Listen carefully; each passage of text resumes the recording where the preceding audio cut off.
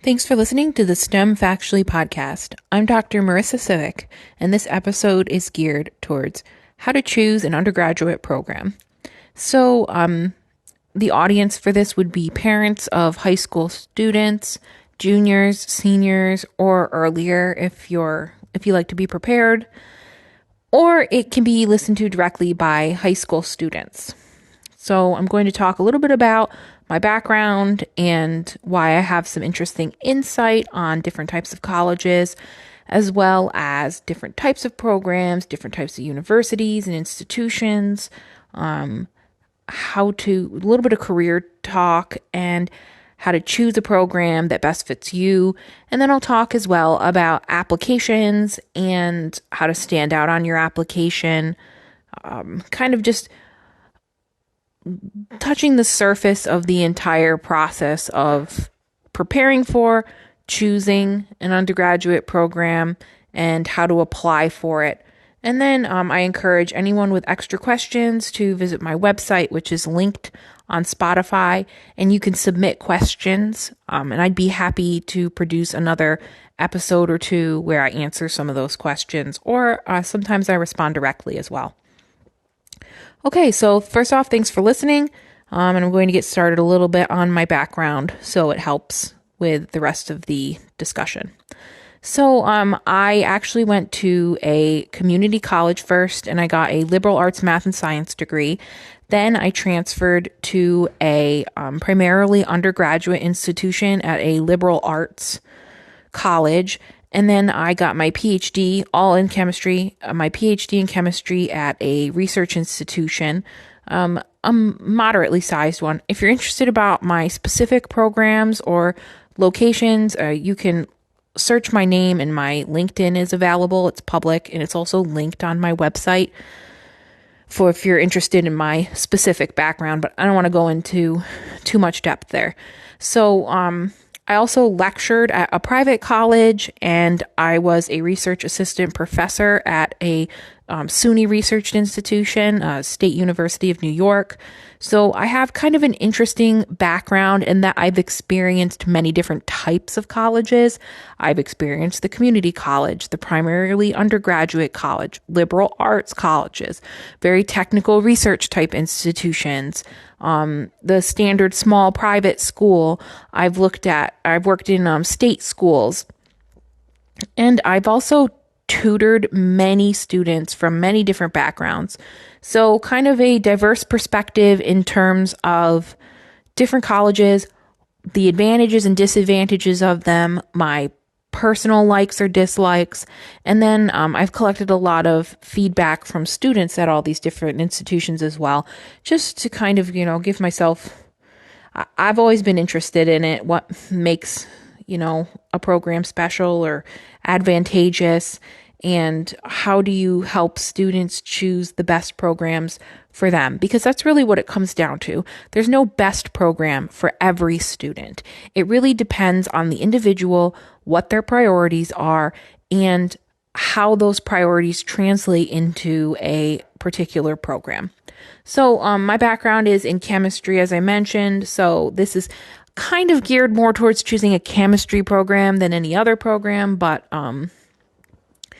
definitely applies to most of STEM, and likely bits of it will apply to outside STEM as well. But this is primarily for chemistry or other STEM fields, most relevant for those students. All right, so where to start in the search process? So I always recommend really thinking about personal priorities and professional priorities. Those are different for everyone, but they tend to narrow down to a short list. So for personal priorities, I'm going to just say each one that I have listed, and then I'll talk a bit about each one individually. So location, cost, social life, and then your social support system. So I think these are all really important because obviously getting an education is a professional goal, and you want to take into consideration your professional priorities substantially. However, especially in recent times and recent studies, we've all learned that our personal lives really affect how we perform in a professional environment. So I do think it's important for students to consider personal priorities when choosing an institution, because if you're not happy in your personal life, or you're in a location that you hate, you're swimming in debt because you picked a top tier university, private, that you can't afford, those things all affect your professional performance. So it's really important to consider your personal priorities when choosing an undergraduate program, because if you're happy in your personal life, that's going to translate into your professional life. So let's talk about each of these. So location. Location is very important for some people. Some students really want to stay near home. Some students want to go far away from home. Some students do not care. They just want to choose from the college. So I think my top personal priority was location. I wanted to stay near my family. I applied to local colleges. I had reach colleges, backup colleges, all in my location that I chose. I think I'm pretty unique in that perspective, but I do include it because there are other factors that come into play with location. So perhaps you want to end up, on the East Coast or the West Coast. You want to stick to a coast, or you want to be in the same state as your family, but you want some distance. You want to experience a totally new environment. You want to be where it's warm. You want a nice vacation type atmosphere.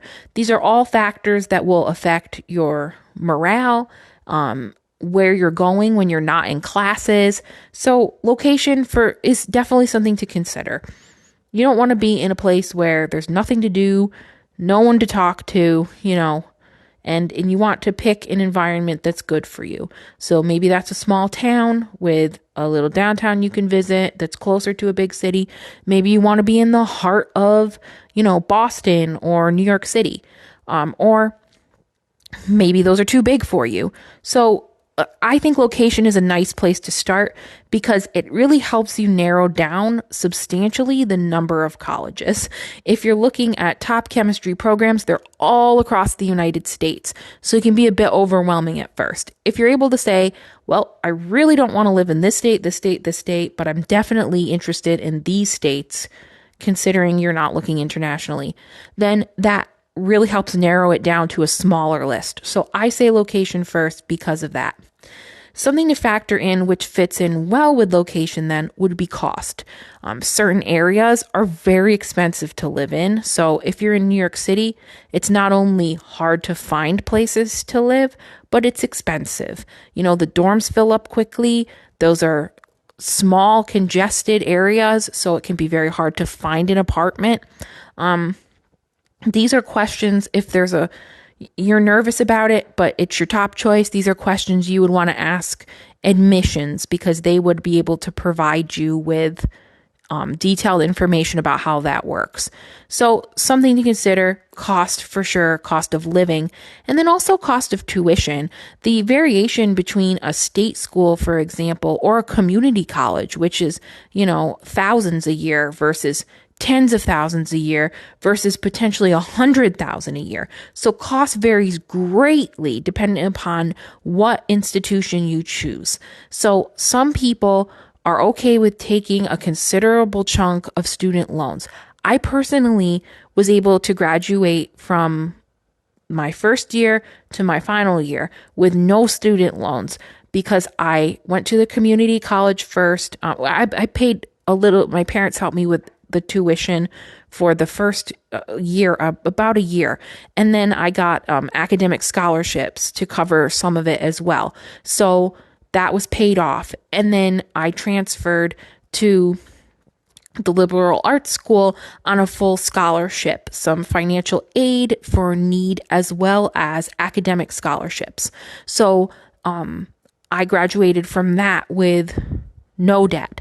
And then graduate school is, you are paid for graduate school. So you do research or you teach and then your tuition is waived and you're paid a small stipend that's enough to survive on. It's not a large stipend, and it depends on the location. But graduate school is free, quote unquote, because you work for the university while you're at the university. So you don't pay tuition. You do pay fees, but I paid all that up front. So I ended up with no student loans, which was amazing. And that was a priority of mine. Most people end up with some kind of loan, which is fine, and you will pay it off with time. But it's something to consider when you're applying and choosing a program. Look at the tuitions, consider your financial need, consider the scholarships you could apply for, and then also use that to narrow down what types of colleges you're looking at. For some students, social life is very important. Making friends and having a support system, especially if you're further away from home. I had a support system where I lived, so social life was less of a concern for me in my earlier years. But when you're away from home, you want to know what goes on in a university when you're choosing a program. Do they have clubs you're interested in? Do they have community events on campus? Is there a social life outside of the campus? Will you be able to find places to shop, to go out to eat, downtown events and things like that? So those are all important factors to consider as well. If you're away from home especially, you're going to want to have a social life where you can meet friends and have a support system. And that goes into having a social support system, which was one of my other personal priorities. If you're near home, do you interact with your family? Are they there to help support you? If not, you want to have some kind of support system in place at your university. So knowing who to go to when you need something, having someone to talk to when you're having trouble in classes, and then also an academic support system. What kind of resources does the university have and things like that. That plays into professional priorities, but there's also a social aspect to it as well, hence why I'm mentioning it. So those are the personal priorities.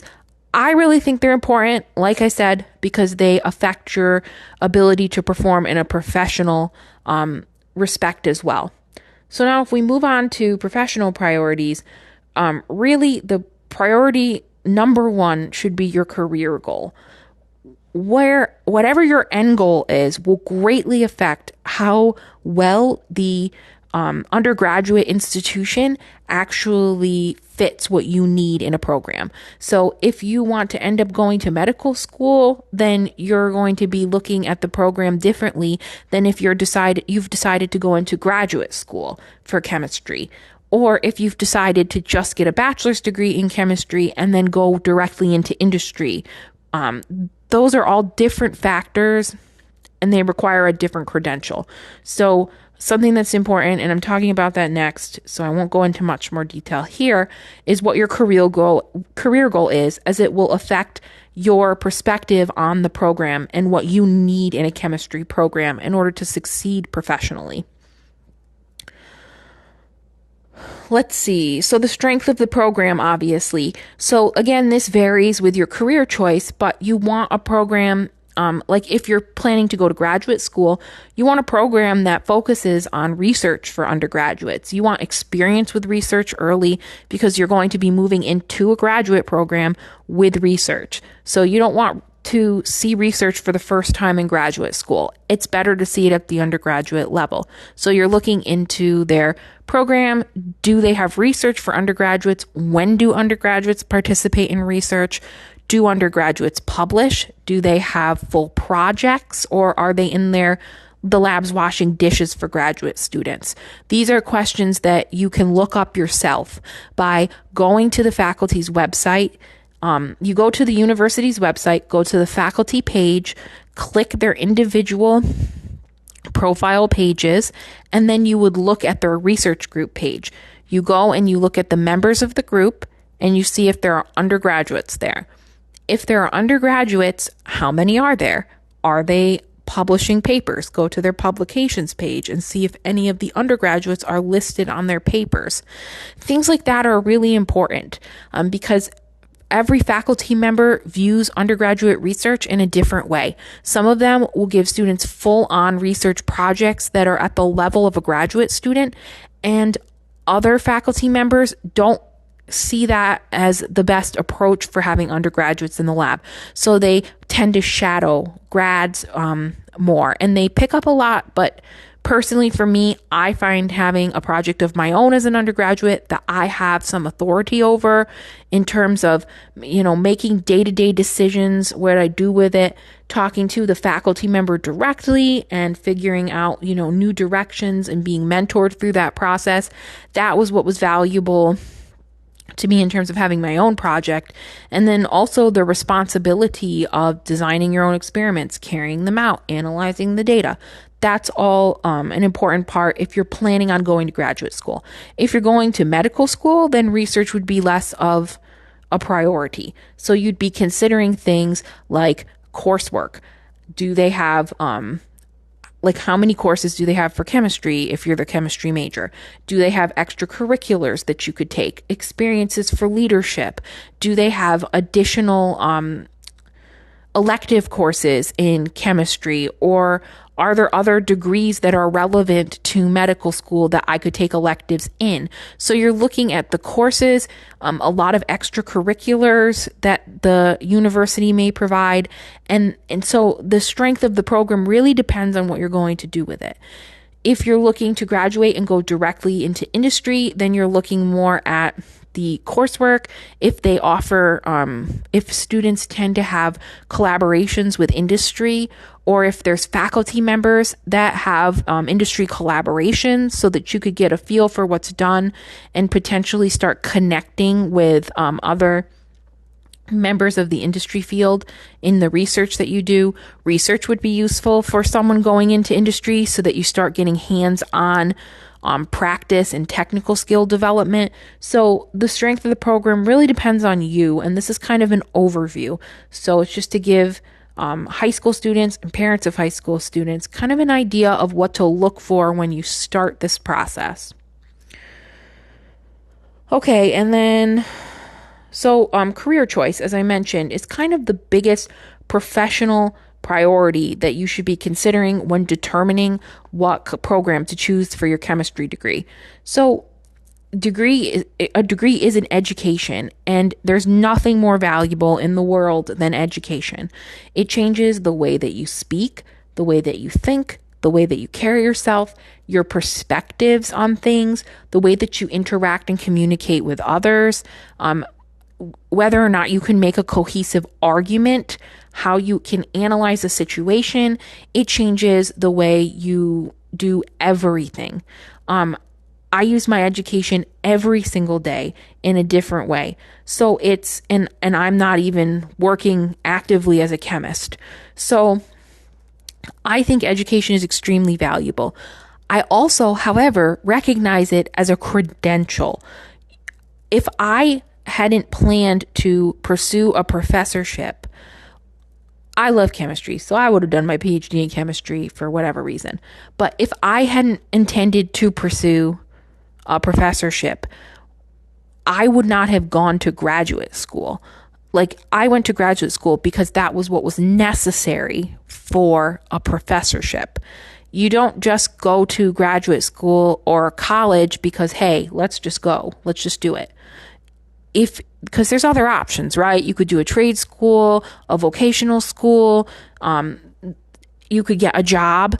There's plenty of options to support yourself in the United States. So an education, I think, is valuable because it changes the way you think and you see things, but it's also a credential. So it's important to know your career path because you don't want to do unnecessary education. Chemistry is a 4-year degree plus at least 5 years in graduate school. So that's 9 years of college. That is a long time. You go from when you're 18 plus 9 years. So you're almost through your 20s at that point. So you want to think very carefully about whether or not, what you want to do and what's necessary for it.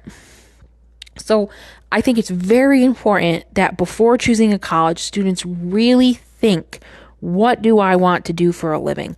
I love chemistry. What can I do with it? So, there's plenty of resources for that. I will probably make another episode geared directly towards careers in chemistry as well. But for today, I'm going to, just briefly cover some of the options.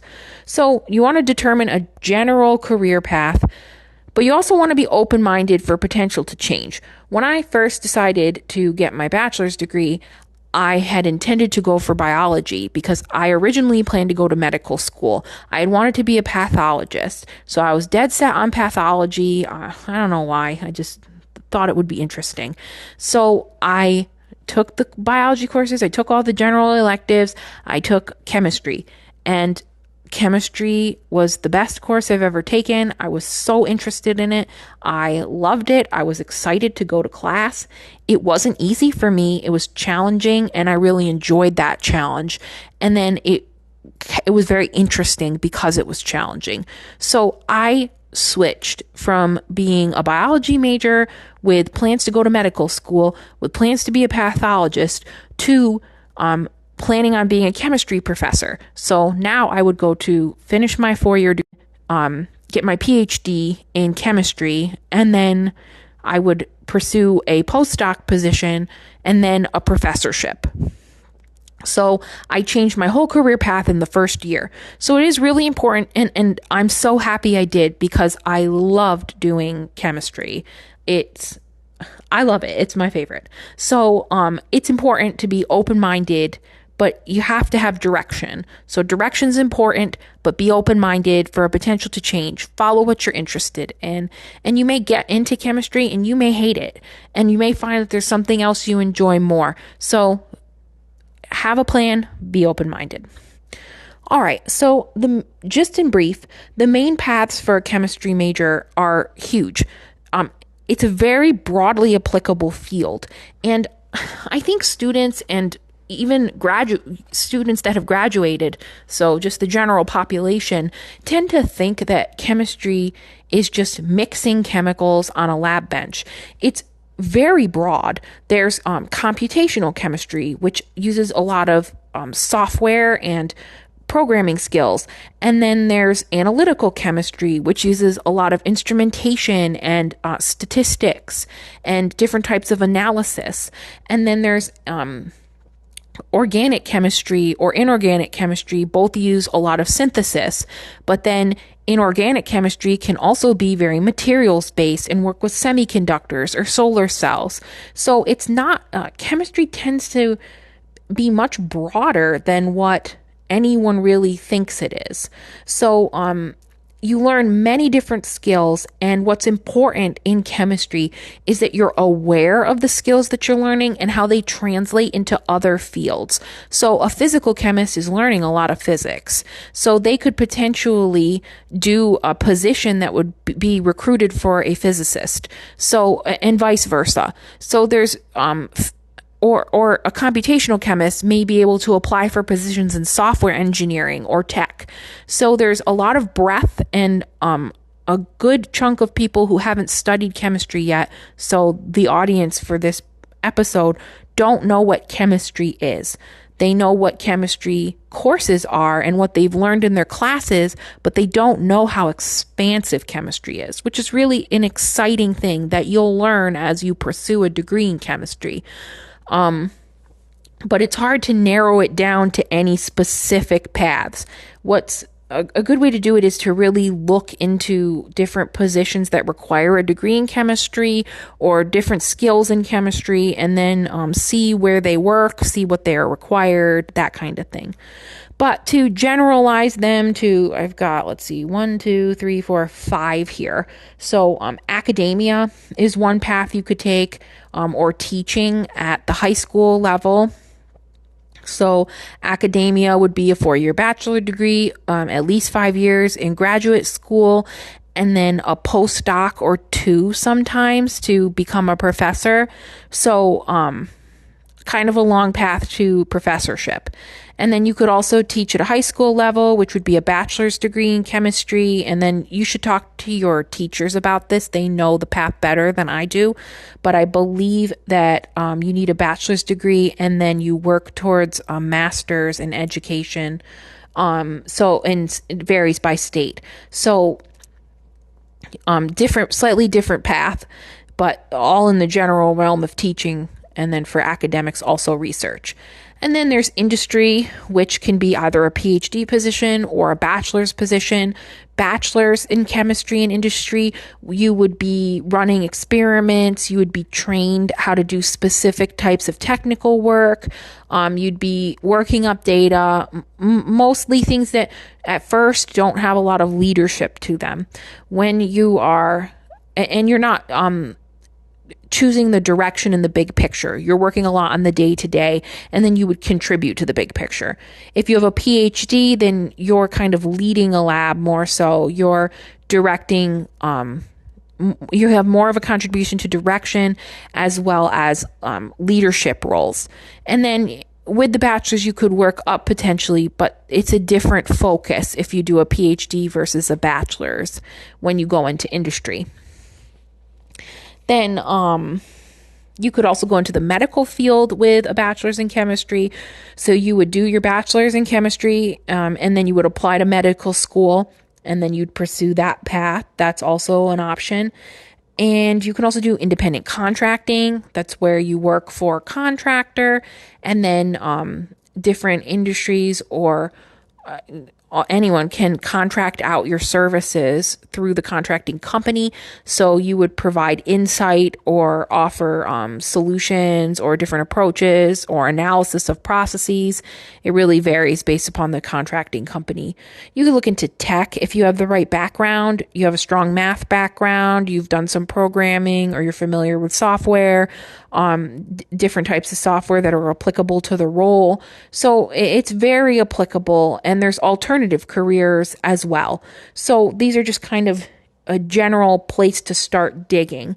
And you can always look on websites like the American Chemical Society, for example, for different careers in chemistry, and start to just read about them and get a feeling for the types of different career that you could choose. And then once you get those, start looking at the credentials. Look up job listings for those specific jobs. You could start where you currently live or where your dream city is and see what they require for degrees, work experience, etc. If you find your ideal dream job and it only requires a bachelor's degree and it pays a decent income and there's room for growth, then maybe you're just getting a bachelor's degree in chemistry. So you're looking at experiences that collaborate with industry. You're looking at a program that focuses on some strong coursework with electives for you to learn extra, and then some kind of hands-on experience with research so that you're learning technical skills as well. Maybe you find your ideal job is a professorship. So now it's time to start thinking about research programs where you can get some teaching experience as an undergraduate even. You can do some research, take several chemistry electives, or go to a competitive program so that you get into a competitive graduate school.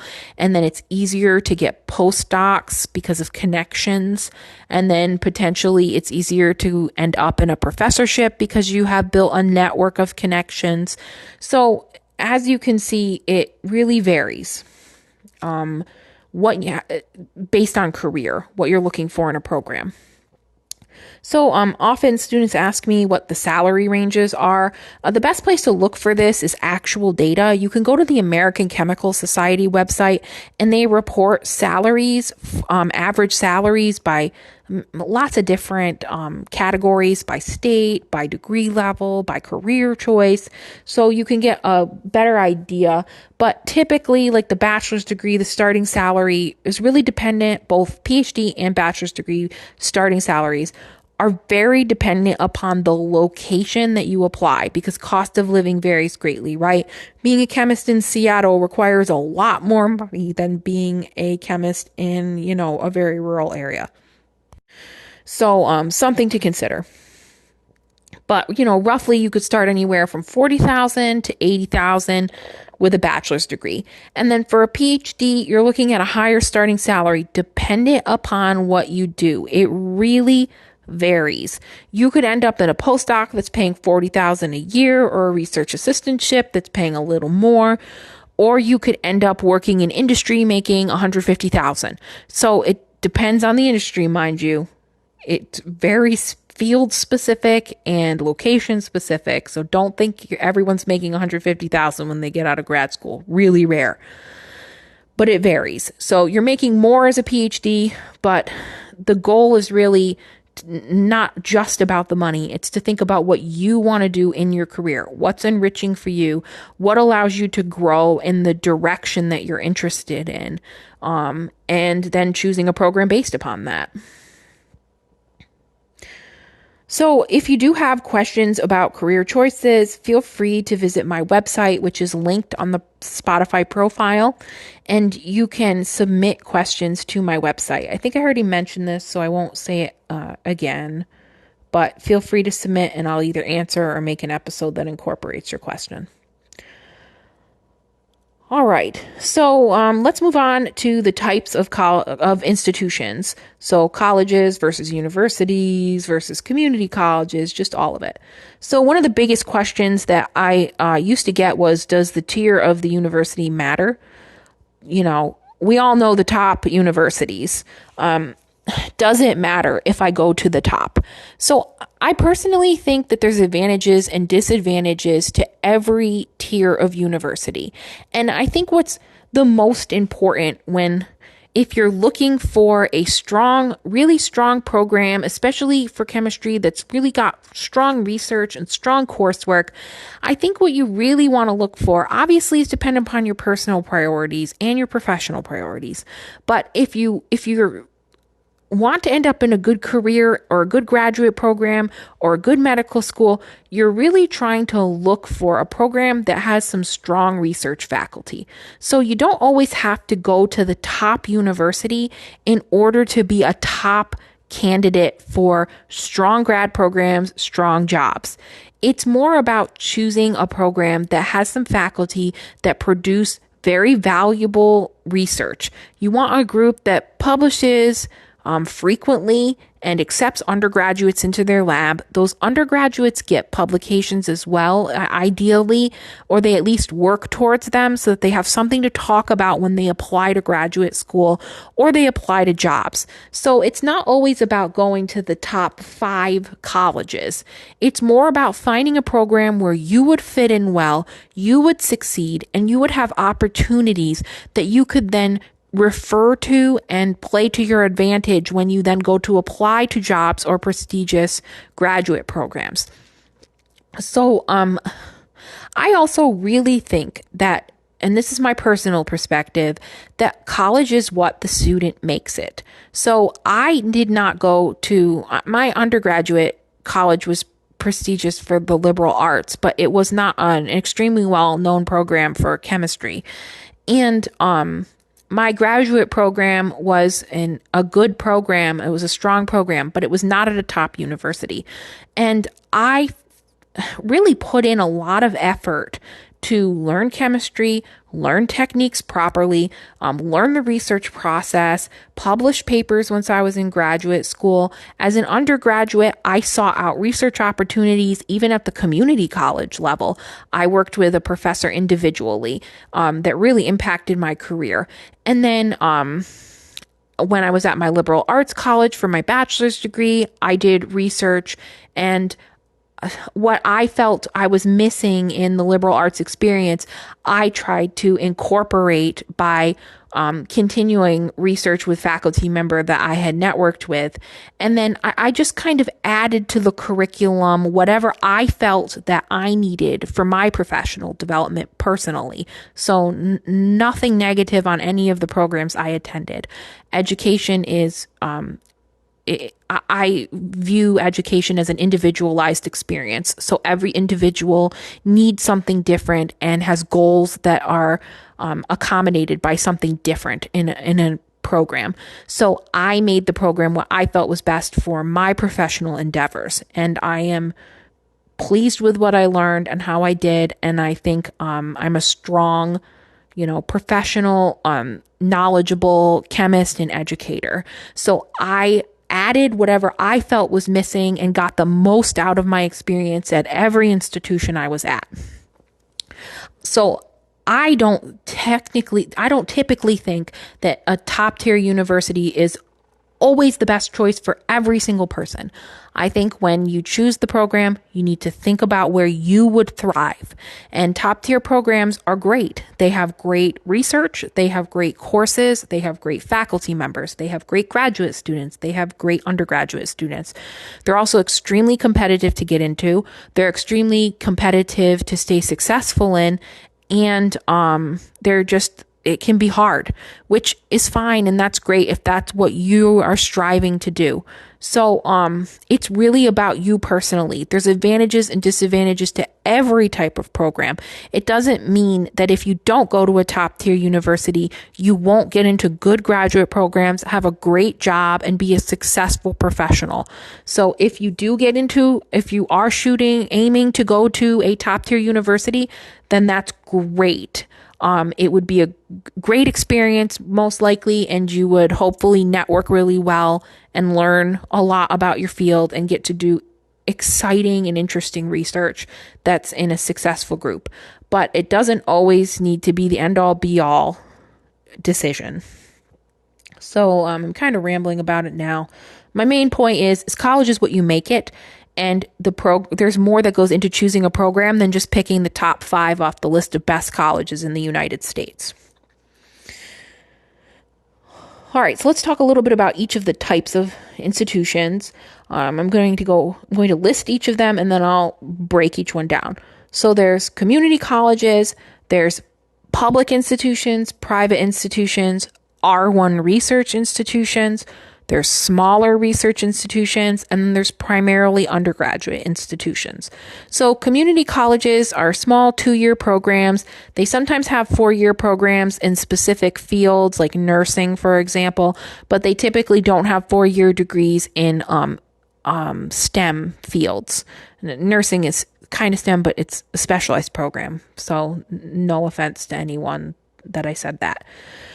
So, a community college is typically inexpensive, it's small, and they sometimes have a stigma associated with them that you go to them because you couldn't get into other colleges. That's not actually the case. They're actually a great way. It depends on the state and the quality of the community college, but they're actually a great way to get a lot of your general electives out of the way for an inexpensive price. And then you can transfer. It depends on the community college and the state and private colleges in the area of the community college. But I went to a community college in New York, and almost all, if not all, of my courses transferred directly then to the private institution that I went to. And they transferred 100% to any SUNY school if I had decided to do that for the rest of my bachelor's degree. So they're a great way to kind of get as many electives as you can done so that when you transfer to the 4-year institution, you can focus on your chemistry courses, math, physics, the advanced courses, and then you don't spend a lot of money. It also gives you an opportunity to then apply for transfer scholarships. So if you're really interested in going to an expensive private university, but you can't afford or don't want to take out all those student loans, it's a nice opportunity for students to go to a community college for a couple of years and then pay low tuition, get the general electives out of the way, and then apply for transfer scholarships into the private schools. Because there's often separate funding sources for transfer scholarships. So it's kind of a nice opportunity to consider if you're in that situation. So then there's the public versus private schools. Public can be state schools. So private institutions are small and privately owned. Well, sometimes they're large, but they're privately owned. So they can both be large or small. Whether or not you want a large or small program really depends on you and what you how you thrive best in an educational environment. So a large institution is going to have typically more research experiences, faculty that work more with research. So more of a social life, more clubs, more opportunities. But in a larger university, more people means a larger student to faculty ratio. So your classes could be hundreds of students in one lecture hall. Your labs could have 500 students all doing the same lab. Your research group could have, 30 or 40 people in it, and you never meet your faculty advisor. You only work with graduate students or postdocs, which is beneficial in many different ways. Graduate students are skilled, as are postdocs who also have a PhD.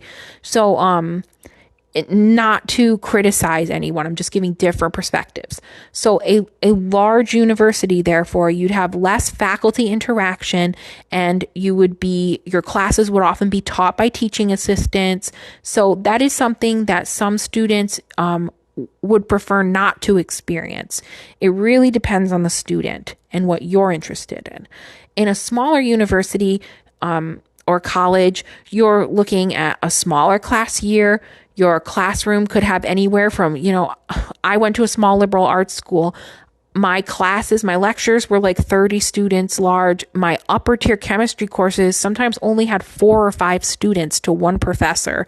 My lab courses were taught by the faculty members. I enjoyed that experience, but I also would have enjoyed the larger experience as well because there would have been more research opportunities. It really depends on what you're looking for. I think that there's advantages and disadvantages to both. If I were at a large university, I would have enjoyed doing the larger research group, I think, but I really enjoyed being at a small college because I got to interact with my faculty member every day. The research I was doing didn't end up published, but I learned so much from it, and I was able to use that knowledge and experience when I applied to graduate school. So, and I ended up at a research institution for graduate school anyway. So, and you gain a mentor out of it that you can contact post undergraduate. So you're building a network at a smaller institution as well. So there's just benefits, there's advantages and disadvantages, and it really depends on what you're looking for. So if you're looking at larger institutions, there's something called an R1 research institution. So that's a top tier research. Their goal is research. Their focus is research, which can be advantageous in terms of research opportunities. There's a chance you would get into a strong group. There's a chance you'd have a strong research project. There's a chance you would publish. But there's also a good chance you'd never meet your faculty advisor. There's also a good chance that the faculty are not as they do not prioritize teaching as much as they prioritize research, which makes sense considering that it's a research institution whose goal is to produce strong research. So you're perhaps gaining very good research experience, but you may not be having as strong of an interactive experience in terms of education.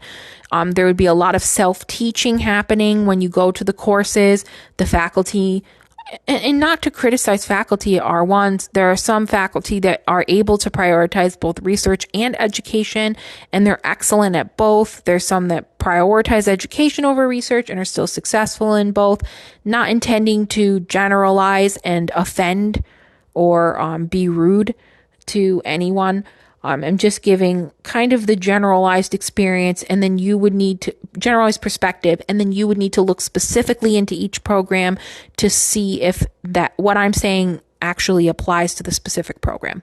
In general, research institutions prioritize research over teaching.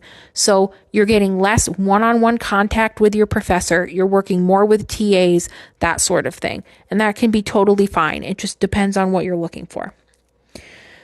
There's also smaller research institutions as well, and you don't need to go to an R1 top tier research institution to do impactful research. There's many faculty members at smaller research institutions that also do very strong and impactful research, and they might even tend to incorporate undergraduates more into that process because they're not focused.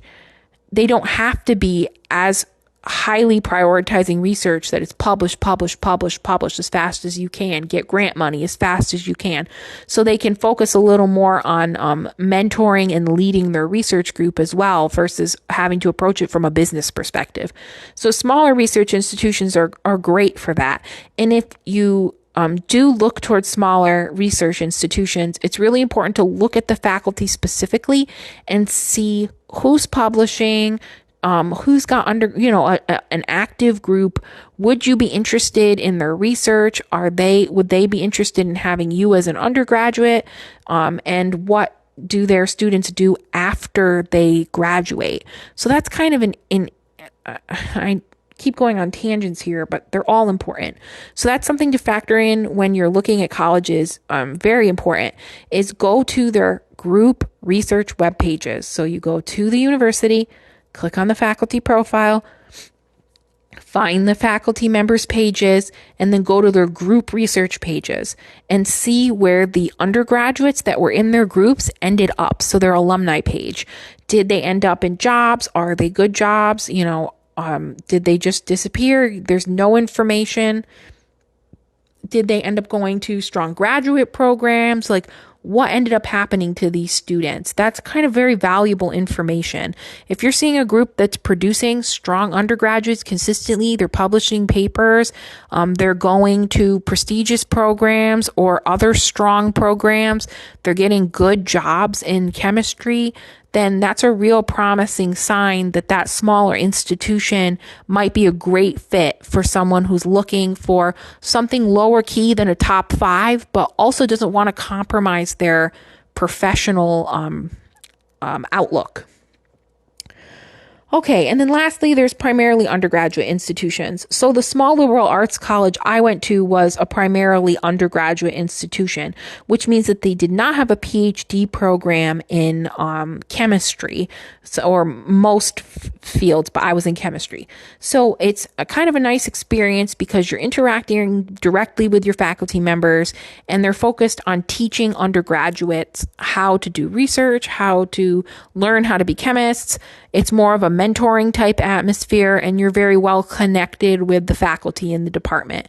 So it's a different experience, and it all depends on what you're looking for. So just to state them all again, there's community colleges, public versus private institutions. There's R1 research institutions. There's smaller research institutions, moderately sized, and then primarily undergraduate institutions. All of this and which ones you pick all depend on your priorities as a student and a professional and a person. How do you learn? What are your goals long-term for your career? And what environment do you personally thrive in? They'll all affect what program is the best fit for you. Okay, so I want to talk a little bit about logistics here, and then I'm going to wrap it up. So for logistics, first off, how many places should I apply? That's a big question I often get. So it really depends. Applying to universities is very expensive. It can really add up if you have a list of 10 or 12 places that you're trying to apply to. You have to send test scores. You have to send transcripts. There's an application fee. There's, time and investment in applying to all these.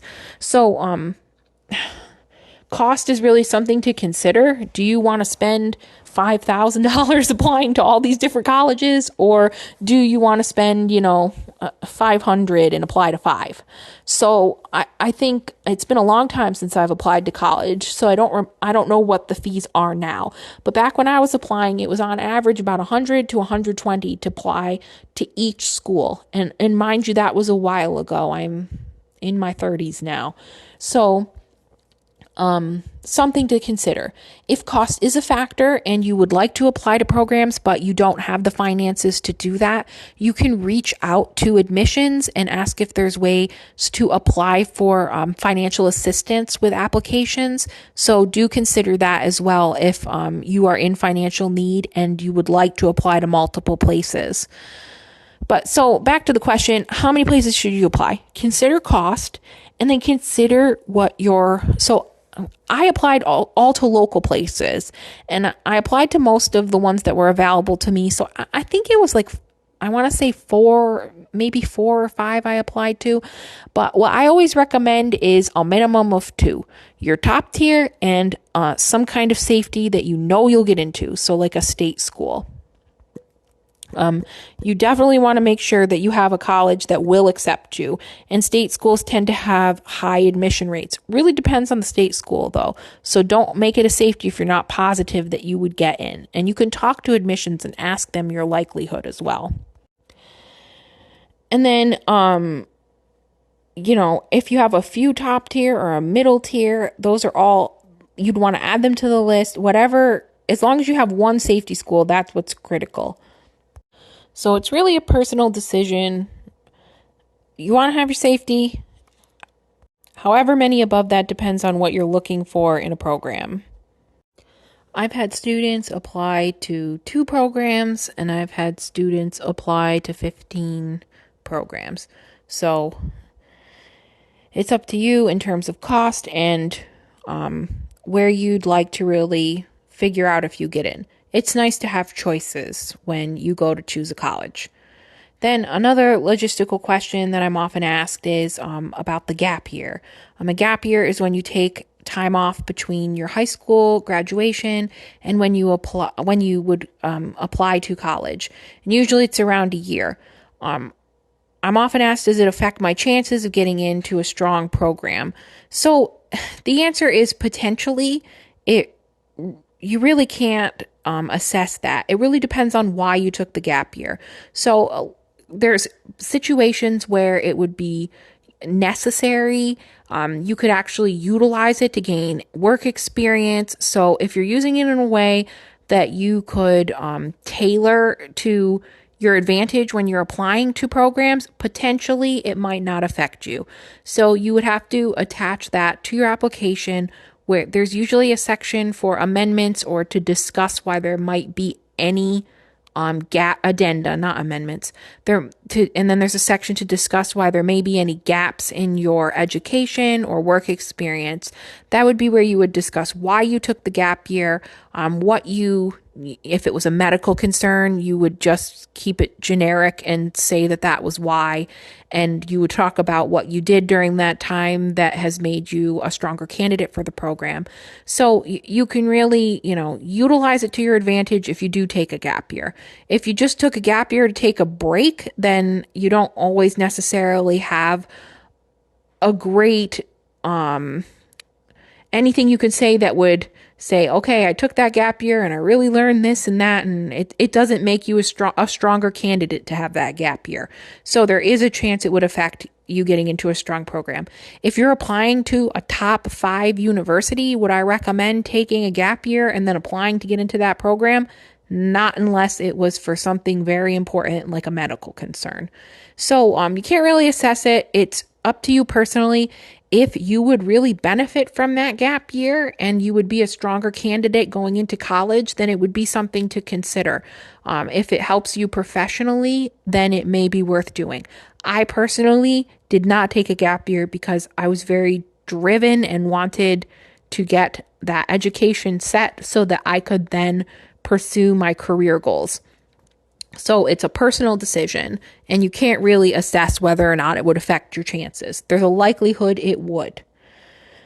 Another question, often get questions on scholarships. How do I find scholarships? What kind of scholarships are there? Are there ways to get my tuition paid for?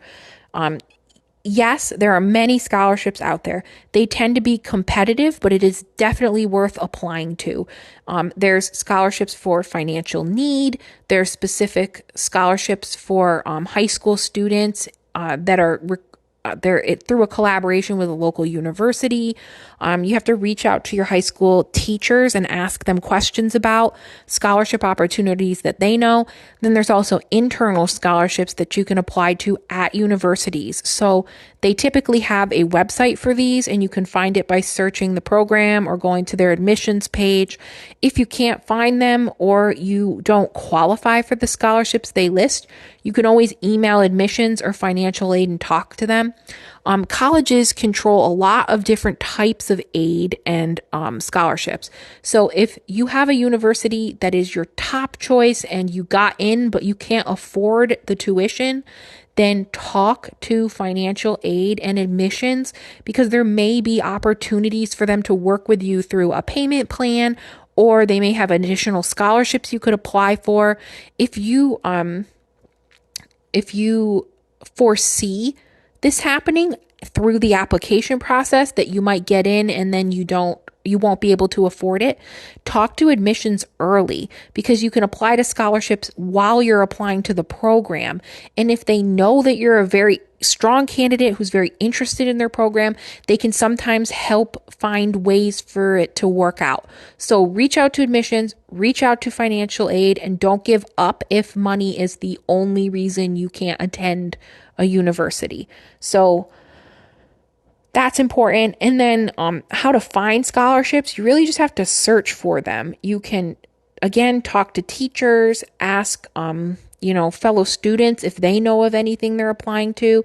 Some universities have scholarship departments or a head of scholarships and financial aid that you can contact and ask. It's a lot of searching the internet, searching like specific societies within your field, like the American Chemical Society. If you're looking at chemistry scholarships, see if they list any. Or if you're going to, biology, look at biology societies.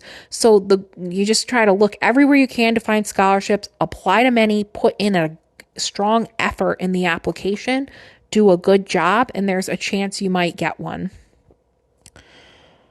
And then another question I also often get is, how do I make my application stand out when I apply to a college? So you've done all we talked about. You've got a generalized career path. You've got an idea of where you want your education to take you. You have chosen a good set of programs to apply to. Now, how do I make my application stand out? How am I unique? So something that's really important when you start, you should have an active resume at all times where you're recording things that you do in high school. So if you're doing some kind of community outreach, write a brief sentence about what you did, throw it on your resume. You did a poster presentation for a course where you designed some kind of project and then you presented on it. Write a quick sentence about that in your resume. You're doing research with a teacher in high school. Write up a short blurb about that and put it in your resume. So having unique experiences that highlight your extracurriculars that are relevant to STEM, such as leadership experiences, research experiences, community outreach is also a positive. And if it's a STEM related community outreach, even better. Things like that help your project stand out. Research is a great way to stand out. If you have any research experience in high school, you should type that up in a professional way and incorporate it into your application somehow, whether it's in your essays, whether it's in that section about addenda. Incorporate it and talk about it, because it makes you a more competitive candidate. Something that's also very important to make your application stand out is, and this is, I mean this when I say just do a good job. Answer the questions specifically, read them carefully, and make sure you're answering the correct questions. Use proper grammar and usage. It doesn't seem like it should be necessary to say these things, but it actually is. Doing a good job on your application puts you above, maybe 20 to 30% of the applications that these admissions offices are going to see. And I'm being generous. So do a good job on your application. Put the time into the application. Read your essays carefully. Have someone that you trust read them. Don't post them online. Don't email them all around and get them plagiarized. Talk to your teacher. Say, hey, can you read my essay? Talk to your parents. If you have if your parents have a friend that works in STEM, or have someone that can read that admissions paper, give you feedback on it, and then take their feedback seriously and parse out what's useful for you, and then adapt your paper to incorporate their feedback if it's good, strong feedback. Not all feedback is good, so keep that in mind. So do a good job, put the time in. Don't procrastinate the application process. It is not a simple process. It is time consuming and it takes a lot of work. So start it early. Start it early. And then if you're writing your essays, you can write your essay, take a break for a week, look back at the draft, and it will look like a new paper to you. You'll see all the errors that you would have missed if you just edited it consecutively over a few days. Give yourself a week, go back, look at it again, edit your draft. If you start 3 months in advance for when these things are due, you can have, many starts and stops and breaks where you can really just proof and edit your paper to become something strong that really represents who you are as a student and how you would contribute to their program. I said before, it's been a long time since I applied to college, so the applications process is different now. Back when I applied to college, there was an option to use a common application, or you could do individualized applications to some colleges. If you're using the common application, then you have to be careful with your essay because it needs to really frame you as a student that could be beneficial to any type of program. So if you're applying to many types of programs, it's kind of tricky because you need to be a good fit for a liberal arts program, also a research program. You wouldn't want to submit an application that says you're extremely interested in research, and and then you apply to a primarily undergraduate institution with very few opportunities in research. So, it's a kind of a tricky balance. So if there's a way to, again, it's been a while, I need to look into it again and see what the options are for application. But if you have a way to submit multiple applications to multiple places, I recommend personalizing your application essays. So write a separate one for research institutions where you're more geared towards research. If you're also applying to smaller, more educational oriented more teaching-oriented institutions, then you would want to focus on how it would be useful for you to have an individualized teaching experience where you have a lower student to faculty ratio. So you're talking about how you would fit into that type of atmosphere. So know your audience. Your audience is determining whether or not you would fit into their program, and then tailor your application essays towards your audience. So, that's important. And if you're using a common application where you send to a bunch of institutions, then you need to talk about how you'd be versatile and apply to many types of programs. So it's kind of a tricky balance. So, so to make your application stand out, just to summarize, do a great job, start it early, put in the work to make a strong application. And then also don't forget to add in all of the things that you've done that are applicable to you as a student and a competitive undergraduate.